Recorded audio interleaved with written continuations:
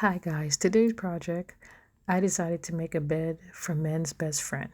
She was due a bed, and besides, New Year's is around the corner. I want to hurry up and get this put together for her.